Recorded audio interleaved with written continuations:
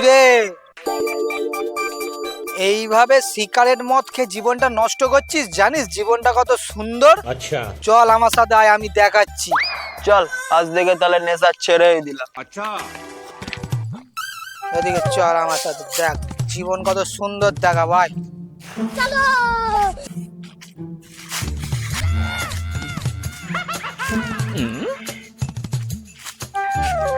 তুই আজকে আবার এই মদ খেয়ে জীবনটা নষ্ট করছিস? তোকে বললাম না আমার সাথে চল, আগের দিনও তো বললাম জীবনটা কত সুন্দর তোকে দেখাব।